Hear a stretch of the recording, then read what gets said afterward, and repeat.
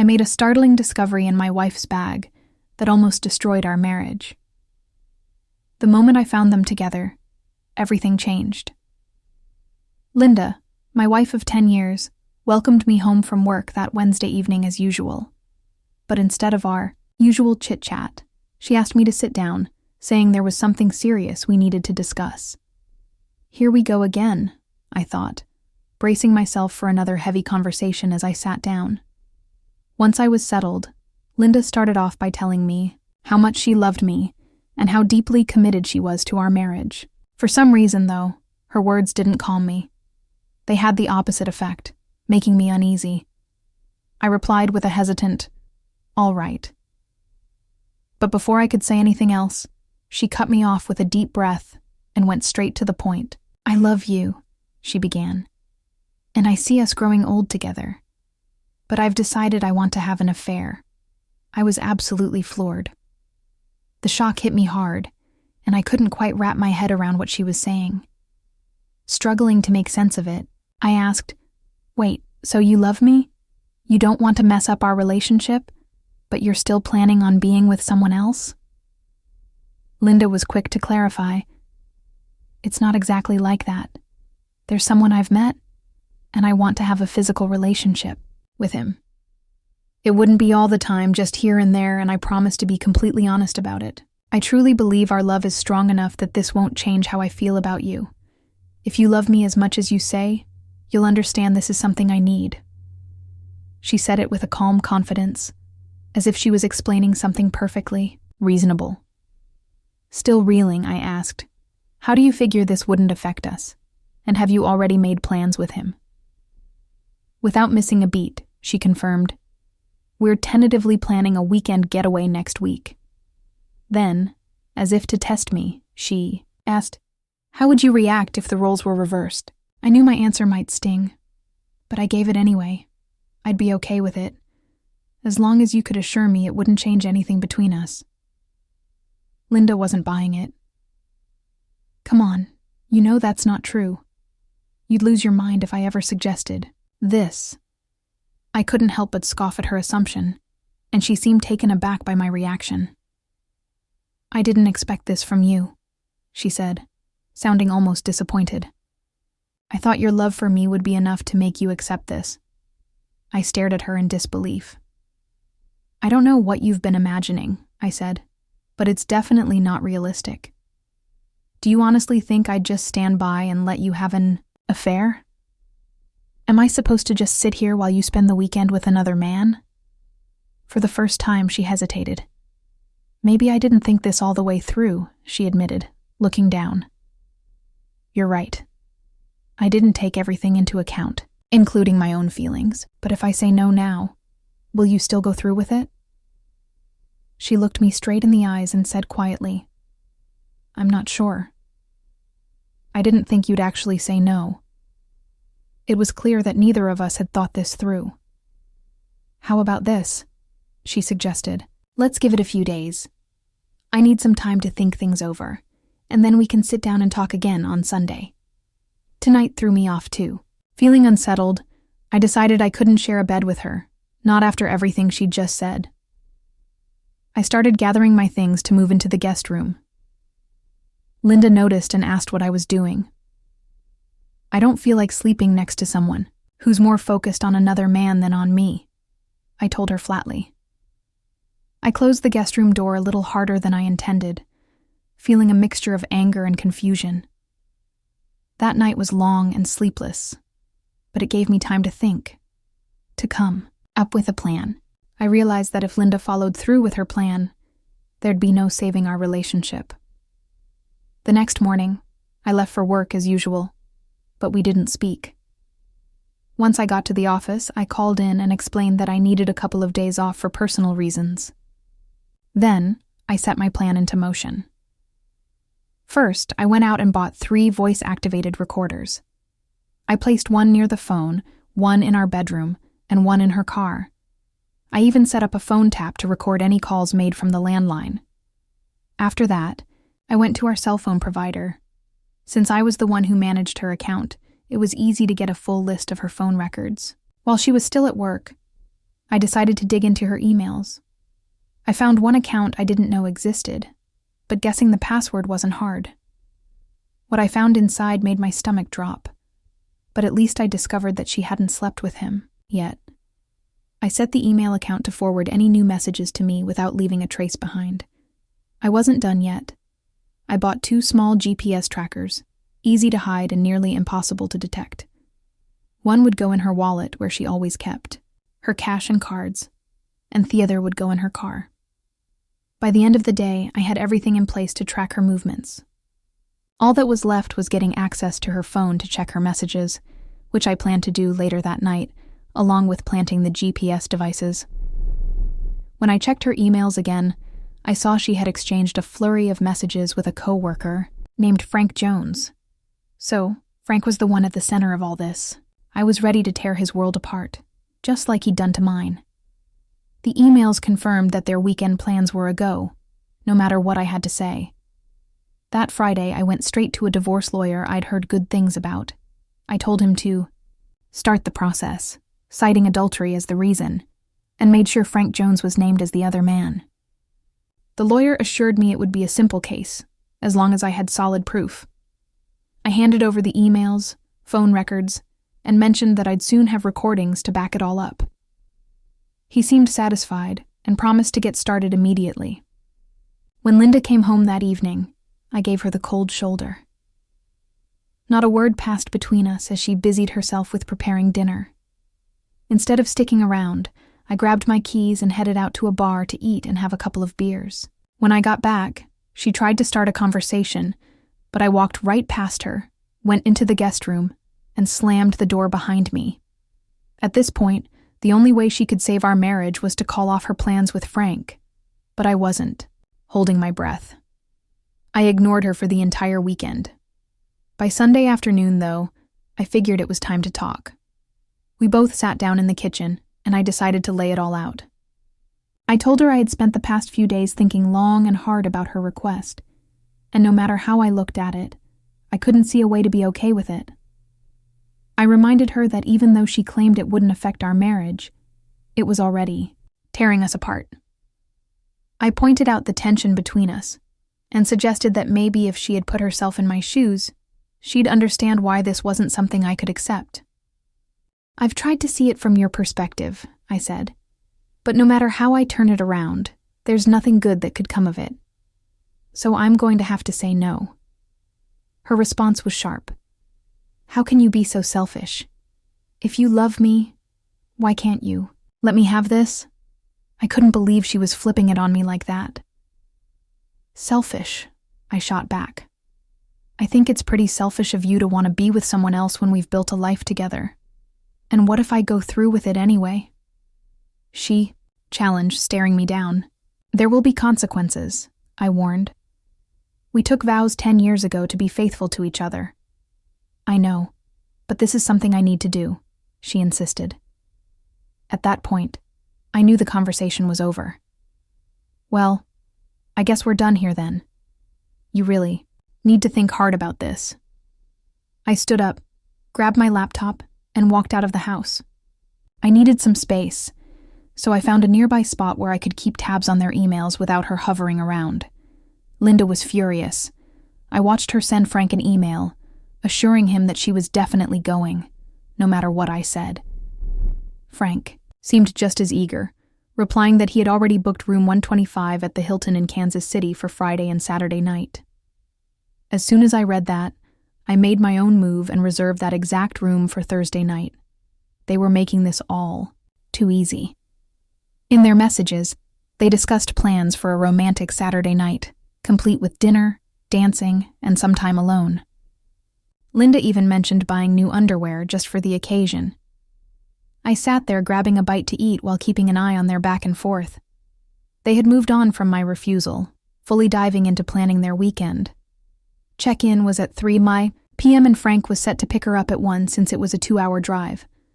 I was surprised he'd be picking her up right from our house. I needed to figure out how I wanted to handle that. To make things even more airtight, I reserved a room close to theirs so I could intercept all their signals. Over the next few days, I got all the equipment I needed, including a couple of discreet HD fiber optic video cameras. My plan was to set them up in their room on Thursday, so everything would be ready to document their affair. It was the perfect evidence for my divorce case. The whole time, I continued giving Linda the silent treatment. Then Wednesday arrived, her day of reckoning. I decided to give her one final opportunity to back out. I asked her to sit down at the table with me for a moment. She wasn't exactly thrilled, but she complied. I started by asking if she had thought things over anymore. She confirmed that she had, and with a steady voice, she told me she was going ahead with her plan. She talked about the upcoming trip with Frank, and how she hoped we could move past it. I let out a long sigh and gave her one last warning, telling her this was her final chance to reconsider. I urged her not to throw away our marriage for some fling, and cautioned her about the consequences she'd face if she didn't change her mind, but she stood firm. Nothing I said could sway her. I ended the conversation bluntly, saying, "So, you've chosen Frank over me." The decision had been made. I walked out of the room and, as usual, slammed the door behind me. It was clear now that our marriage was over, and someone was going to have to face the fallout.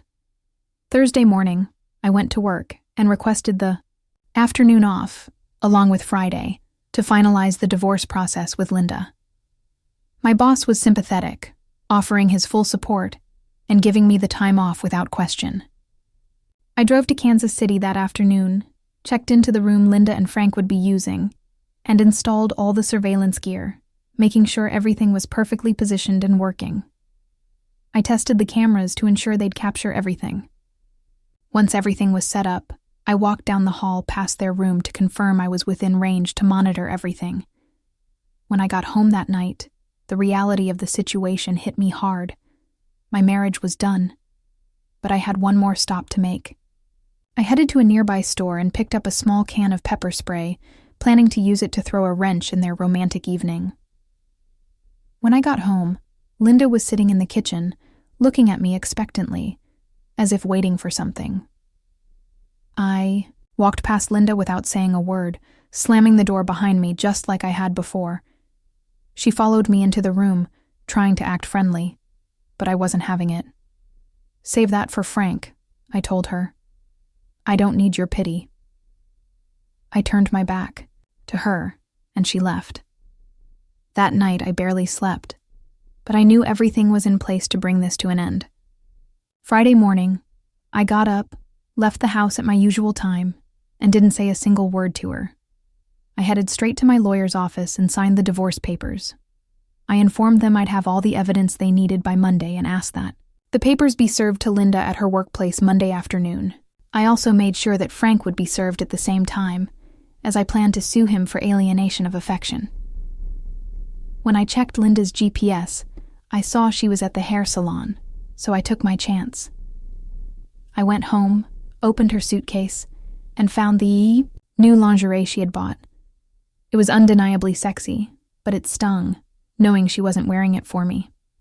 With rubber gloves on, I took out the underwear and sprayed the crotch of her panties and the cups of her bra with pepper spray. Once they were back in the suitcase, I couldn't help but smile. This was going to be interesting. After that, I headed to the bank and closed all our joint accounts, moving the money into a new one under my name. I canceled every credit card we shared as well. With that done, I went back home, ready to say goodbye to my soon-to-be ex-wife. It was around 12:30 when I got home, and I knew she'd be getting ready for her big weekend with Frank. Linda wasn't downstairs, so I headed up to the bedroom and found her putting on some lingerie I'd bought her in the past. She looked embarrassed and tried to cover up, but I stopped her saying, "Don't bother. I've seen it all before." To be honest, she looked stunning. Her new hairstyle, flawless makeup, and that enticing lingerie. I couldn't help but tell her, "You look incredible today. It's just a shame you never put this much effort in for me." She looked down, explaining that she just wanted to feel good about herself. "Well, you do. I admit it. But it seems like you're more worried about impressing him than you ever were about me." She apologized, saying she only wanted to feel attractive. I sighed, reminding her that she had always been beautiful to me.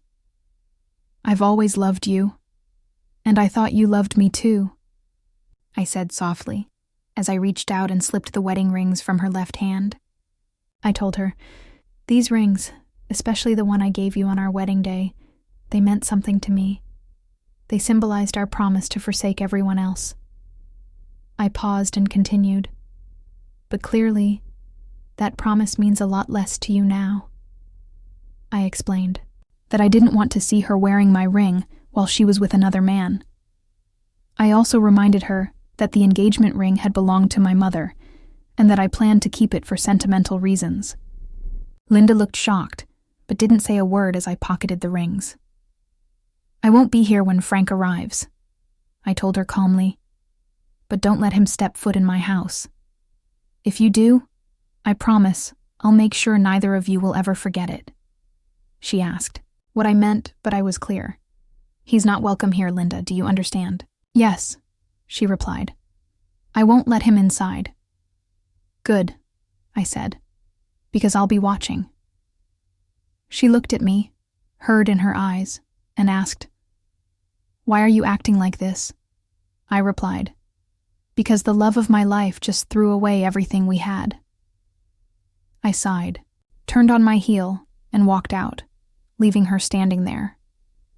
As I left the house, she yelled after me, but I was done listening. I parked a few blocks away, just out of sight but close enough to see if Frank showed up. If he dared to walk into that house, I was ready to risk jail, but they'd both regret it more than I would. Soon enough, his car pulled up. I watched as he walked to the door, rang the bell, and Linda stepped out with her suitcase in hand.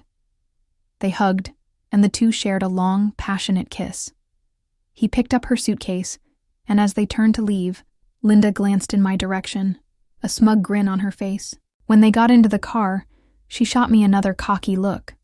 I didn't hesitate to flip her off as they drove by, wiping that grin off her face. After they were gone, I headed back home. I changed all the locks and the garage door code, then grabbed the suitcase I had already packed and made my way to Kansas City. Once I checked into the hotel, I went straight to the room and set up my laptop. The camera I had installed earlier was perfectly aimed at the foot of the bed, and soon enough, there was Linda, making her move. It was clear they had already been intimate, though it didn't look like Frank had lasted very long. He came out of the bathroom completely naked, and I couldn't help but laugh at what I saw. The guy was embarrassingly small compared to what Linda was used to. I watched as Frank crawled back into bed, ready for another round. Linda smiled at him and opened her arms, but I laughed again when she reached down for his tiny little tool. He didn't have to hold back. There was no way she could even feel that thing inside her. Wow, I thought. She really made a poor choice. This guy was beyond pathetic. I could see the frustration building on Linda's face as he took yet another break. It was becoming clear she wasn't going to be satisfied with how this weekend was shaping up. She'd leave here disappointed, come back home for one last night, and by the next day she'd be out of my life for good. The guy managed to rally for another round, but it was just another lackluster 4-minute session. He'd hit the finish line 3 times already, and she wasn't even close. Honestly, this was turning out better than I had imagined. I couldn't stomach watching anymore, though. So I left everything recording and headed out for dinner and a couple of drinks.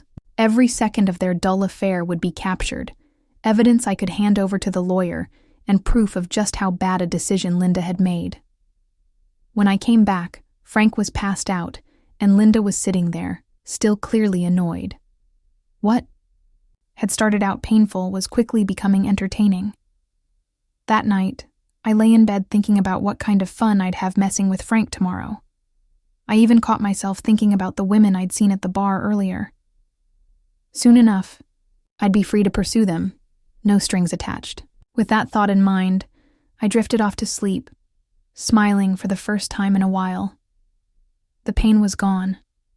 I knew exactly where I was headed. The next morning, I woke up feeling ready for the day. After a quick shower, I grabbed breakfast and some snacks to keep on hand. Then I had an idea.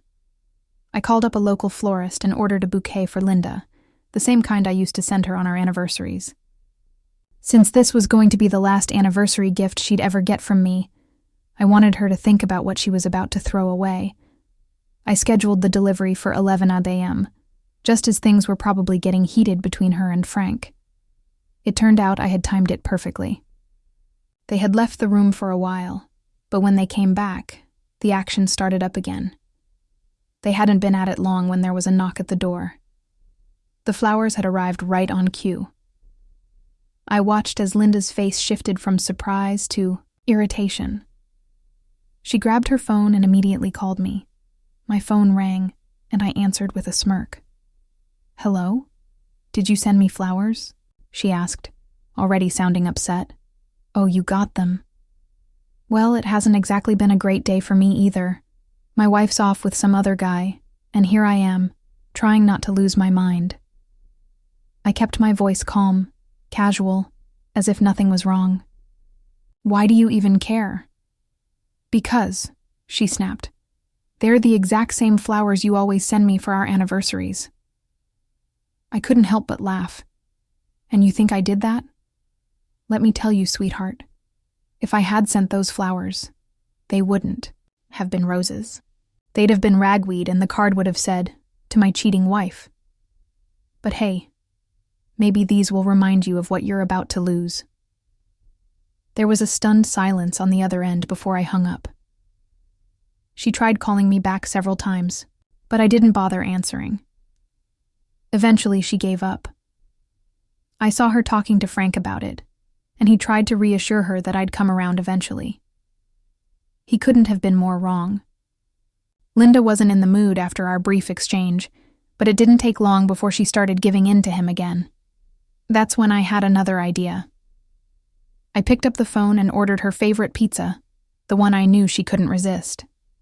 The pizza arrived just as Frank was getting back into the swing of things. He wasn't happy about the interruption and tried to refuse it, but the delivery guy insisted, even confirming the room number and Frank's phone number. The poor guy had no choice but to pay up, or the delivery driver was ready to call the cops. After the pizza guy left, they decided they might as well eat, since it was already paid for. After their meal, they talked for a bit, but Frank couldn't hold back much longer. Soon enough, he was back to chasing Linda around the room. That's when I ordered her favorite sandwich from a nearby deli, just to keep the fun going. A couple of minutes into their activities, the knock came. This time it was the sandwich. Linda's face dropped when she saw it, and she finally realized I knew exactly where they were. Frank, of course, couldn't believe it, but Linda started piecing things together. She figured I had hacked into her email and tracked them down. He told him I was good at that kind of thing, and it wouldn't have taken much for me to figure it out. At this point, they decided to get dressed and go out for a while, planning to return later in the evening. Linda promised Frank she'd make it up to him tonight. As they left, I was laughing so hard I had tears rolling down my face. When they got back later, they showered, dressed up, and Linda even put on some lingerie, giving Frank a little show. He tried to make his move again, but she insisted they head out for their big date. I couldn't wait for the next part of my plan to kick in. Linda had no idea what was coming. As they left the hotel room, looking like the picture of a romantic couple, I settled in, waiting eagerly for their return. I knew things were about to get very interesting. About an hour after their date, they returned to the hotel, and Linda wasted no time rushing into the bathroom. She hopped in the shower and stayed there much longer than usual. When she finally came out, her breasts and crotch were bright red, and it was clear they looked painfully irritated. It seemed poor Frankie wasn't going to be getting any action, that night either. Linda collapsed on the bed, groaning in discomfort, and when Frankie tried to get frisky, she snapped at him, saying she was in too much pain and not in the mood. She chalked it up to an allergic reaction from her new lingerie. Little did she know that I had made sure of that reaction. While she was busy dealing with her reaction, I spent the evening organizing all my video footage, putting together DVDs for my lawyer and Frankie's wife. By the time everything was ready, I called it a night. It had been a wildly successful day, and I couldn't help but smile as I thought about the trouble I'd stirred up in their little paradise. And the best part? I was just getting started. Sunday morning, I packed up and headed home. I knew Linda was in for a rude awakening when she got back, but I wasn't going to rush it. When Frankie dropped her off later that afternoon, he didn't even bother walking her to the door. He just let her out like a delivery. I was sitting on the couch, deep into a football game, and didn't even acknowledge her as she announced her return. She stood in front of the TV, blocking my view, flashing me a sultry smile. "I figured you'd be happy to see me, since I'm not dead," she teased, trying to act cute. Without taking my eyes off the screen, I responded. "What gave? You that impression? You think I've suddenly turned stupid?" She shifted her tone, explaining, "I don't think you're stupid. I just thought your love for me was strong enough to move past this." I finally looked at her and said flatly, "I did love you. But that all changed when you walked out with another man," ignoring everything I said. "I poured my heart out to you, and it meant nothing." Linda seemed genuinely shocked by my response. "I can't believe you feel that way about me," she muttered. "Believe it," I replied firmly. "You made a massive mistake." She softened, asking if there was any chance for us to move forward, promising she'd do anything to fix things. I gave her a sarcastic smirk. "Anything. How about you drop to your knees and apologize right now?" She scoffed at the suggestion. "I can't do that." I sighed. "I knew you wouldn't. Just like how you couldn't keep your promises when we got married. You said you'd be faithful, and look where we are." Linda shifted uncomfortably, saying she'd been thinking about me all day and that she wanted to make love tonight. I coldly responded, "You need me?" "Funny, I'm not interested. Did you and little Frankie use protection every time you were together?" Her eyes widened. "No, I mean he's married. I can't have kids. I wasn't buying it. Do you honestly think you're the only one he's been raw with? As far as I'm concerned, you're damaged goods. I won't touch you until you've got a clean bill of health from a doctor." She snapped back. "You can use protection if you don't trust me." I chuckled bitterly. "Right. I'm supposed to wear a condom to sleep with my own wife after she spent a weekend raw dogging some loser. You've got to be kidding me. You picked Frankie over me, so screw you. I'm going out. I can't stand looking at your cheating face tonight. You can sleep in the guest room. I'll take the master bedroom since I didn't do anything wrong." Linda's voice hardened as she stood her ground. "We can talk about this tomorrow after work." I shook my head. I'm not sure there's anything left to discuss. I walked out, heading to a nearby bar and grill to grab dinner. I wasn't much of a drinker, but I needed to clear my head, even though, in truth, my head was already clear. I knew exactly what I was doing. I just needed some distance from her. After grabbing a meal and taking a long walk, I returned home, only to find her lying in my bed. I gave her a stern look. "Get out," she argued. "This is our bed." "I have just as much right to it as you do." I snapped. "The hell you do. You gave up that right when you slept with Frankie. Get out of my bed, or I'll toss you and your stuff onto the street." She started crying, but I didn't flinch. She slowly got up and left the room, sobbing as she walked down the hallway. I made sure to lock the door behind her. The next morning, I ignored her completely. We both had breakfast, and she left for work at her usual time. Before she walked out the door, she paused and said, "I love you." I shot her a cold, scornful look. "I loved you too." Past tense. I watched her tear up as she turned and left. The second she was gone, I started packing her belongings into garbage bags. Then, I reached out to Frankie's wife. I asked if she knew. Her husband had spent the weekend with my wife. She told me she believed he'd been on a business trip. I offered to share my evidence with her, and she was eager to take me up on it. When I arrived at her door, I was taken aback. She was absolutely stunning. I stammered for a moment when Frankie's wife opened the door, caught off guard by her beauty. I quickly apologized, blaming my initial reaction on her looks, which was entirely honest. Once I regained my composure, I got down to business and explained everything that had gone on over the weekend. She was furious with Frankie, and we agreed that she'd come with me to my lawyer's office to see if he'd take her case. The lawyer agreed to represent her and even offered a discount. While she began filling out the paperwork, I had a quick chat with the attorney.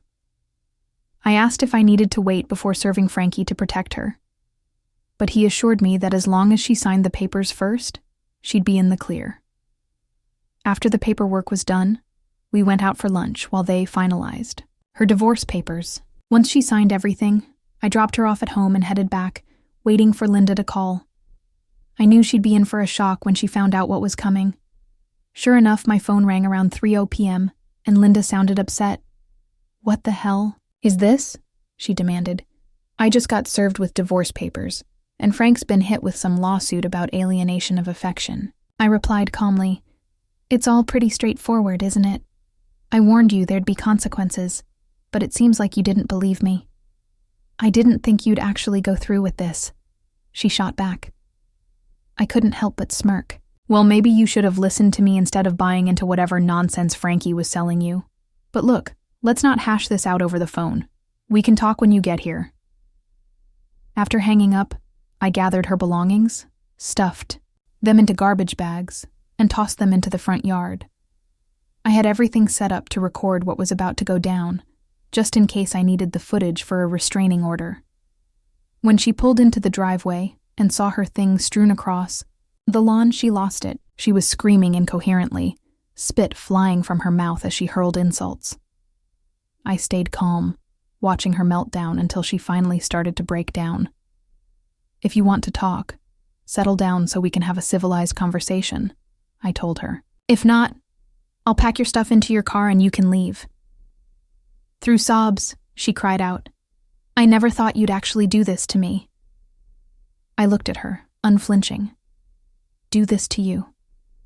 You did this to us, Linda. I told you over and over not to go through with it, and you chose to wreck our marriage anyway. What made you think I wouldn't file for divorce?" "You said you loved me," she whimpered. "I did," I replied firmly.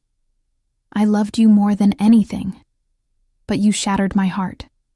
The real problem is, you never loved or respected me, and I can't stay with someone who thinks so little of me, even though I still have feelings for you." Linda asked, almost hesitantly, "Why do you keep calling him Little Frankie?" I let out a humorless laugh. "I had cameras set up in your room all weekend. I saw everything, and let's just say, he's not exactly well equipped. First time I saw what he's working with, I laughed so hard I almost cried. I even wondered if you could feel anything at all." Her face flushed with embarrassment. "We made love," she said quietly, "and I'll miss that." I wasn't about to let her play the victim. "Look, Linda, now you've got the freedom to be with whoever you want. You can have a new guy every night if that's what you're after." She shook her head. "I don't want anyone else. I want you." Sighing, I said, "Let's sit inside for a minute." We went to the kitchen and sat down at the table, just like we had done so many times before. But this time, it hit me hard. This would be the last time we'd sit here together. She looked at me and asked softly, "You wouldn't actually hurt Frank, would you?" I stared at her. "Why not? He ruined our marriage, and I think he should pay for that, beyond just a lawsuit and his divorce." She looked puzzled. "Wait, he's not getting a divorce, is he?" "He is now," I told her. "His wife understands the situation and is ready to end it. In fact, they're even sharing a lawyer, and we got a discount." Linda looked doubtful. "You really believe that? Or is this just some trick to make me look bad?" I shook my head. "I talked to his wife this morning. I showed her all the evidence. Frank had told her he was on a business trip. Now they're both done." She sat there quietly for a moment, reflecting. "I wish you'd been honest with me when I asked how you'd react if I wanted to be with another man. I knew you'd go crazy." I laughed, a bitter sound. "That's the thing. I don't think you believe me. even now. And that's one of the reasons we're getting divorced. Honestly, I don't care anymore. When you call him later, you'll find out that he's been kicked to the curb just like you. So, you're really kicking me out? She asked, her voice small. Yes, Linda. I decided the night you told me about your plan. I went into the guest room to think, and within an hour, I knew I wanted a divorce. On Thursday, I bought everything I needed to gather evidence and hack into your email. By Friday, I had already visited the lawyer and set the divorce process in motion. Linda, sensing her world crumbling, asked me, "Why didn't you give me a heads up that you were planning to divorce me? Maybe I would have reconsidered. Is there any way you could forgive me?" I paused, feeling the weight of the moment. Linda, I loved you more than anything, and there might have been a chance for forgiveness. But that opportunity passed last night. You let it slip right through your fingers. I sighed, looking away for a moment. Even if I could forgive you, I'd never be able to trust you again. I'd spend every day wondering when you'd want to be with someone else. And I can't live like that. Tears welled up in her eyes, and I continued, firm but calm. Unlike you, I've given this a lot of thought, and no matter how much I turn it over in my head, I always reach the same conclusion. I'm going to divorce you. And I'm going to make sure little Frankie pays for wrecking our marriage. I could see the reality of the situation finally sinking in. You can call him if you want, figure out where you're going to stay, but don't bother using your credit cards. I've canceled them. I left half the money in our checking account for you, and I've removed my name from it. I'll split our savings, and you can keep your car, but you'll need to manage the payments yourself. Take your clothes, personal things, whatever you need. I'll even let you have some furniture once you find a place to live. But the house, that's mine. If I sell it, I'll give you half. But everything's outlined in the divorce papers. If you choose to contest it, I'll use the evidence I've gathered, and it won't end well for you. She nodded, her voice trembling. I won't fight it. This is all my fault. I just wish I could undo it. I tried to lighten the mood, though humor felt distant. You know the difference between a cheating wife and a light bulb? She looked confused. No, what's the difference? She asked. You can't have a romantic relationship with a light bulb, I quipped, but her expression stayed flat. This wasn't a joke she could laugh at. She shook her head slightly, resigned. I'm not going to argue, she said softly. I know it's all on me. I just wish I could turn back time. Realizing we were done, I told her it was time for her to go. I helped her gather the last of her things, packing everything into her car while she stood there, tears in her eyes. When everything was loaded up, I handed her one final item, her wedding ring. I had flattened it with a hammer, turning it into a meaningless piece of scrap metal. You can sell it for cash, I said bluntly, watching the emotion flicker across her face. Then, I leaned in, kissed her forehead, and whispered, Goodbye, my love. I turned and walked back into the house without looking back. Subscribe and stay, one step ahead of cheaters. And trust me, the next story makes this one look like a fairy tale.